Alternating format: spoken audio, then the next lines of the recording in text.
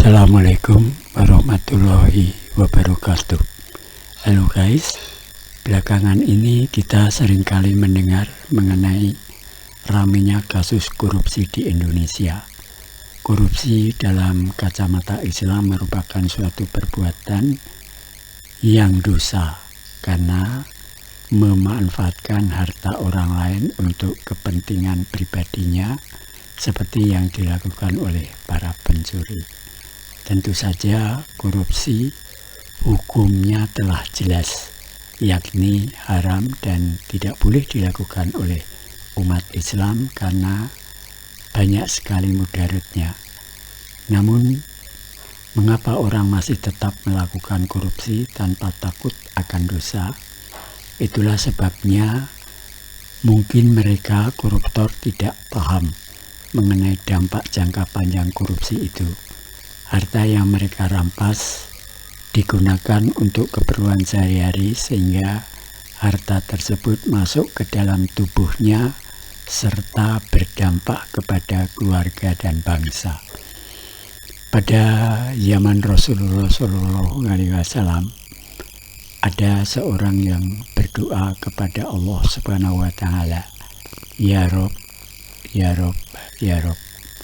Maka Rasulullah SAW mengatakan, bagaimana mungkin doanya dapat dikabulkan?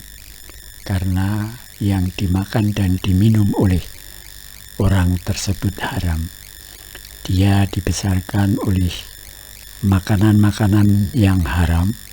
Bagaimana mungkin Allah Subhanahu wa Ta'ala mau mengabulkan doanya?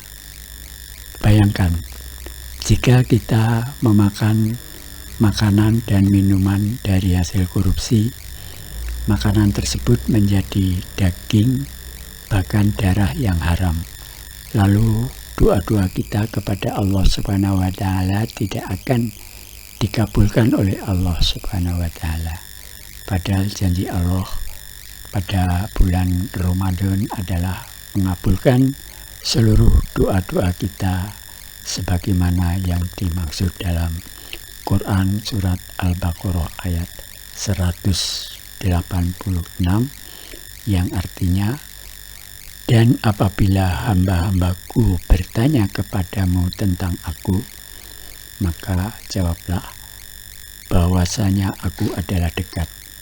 Aku mengabulkan permohonan orang yang berdoa apabila ia memohon kepadaku, maka hendaklah mereka itu memenuhi segala perintahku dan hendaklah mereka beriman kepadaku agar mereka selalu berada dalam kebenaran."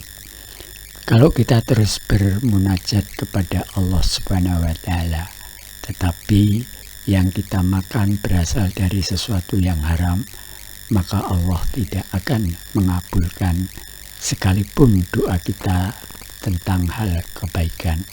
Sungguh sangat disayangkan. Mari kita tingkatkan rasa takut kita kepada Allah Subhanahu wa Ta'ala, karena dengan rasa takut tersebutlah yang membuat kita bisa jauh dari hal-hal negatif seperti korupsi dan lain sebagainya. Sahabat Muslim, mari kita berlatih dalam diri kita untuk jauh dari hal korupsi. Kemudian kebiasaan-kebiasaan ini kita ajarkan kepada anak-anak kita, dimulai dari kejujuran. Mudah-mudahan ketika rasa takut semakin kuat kepada Allah, Indonesia ini mendapat penuh keberkahan serta menjadi peringkat terbawah dalam hal korupsi.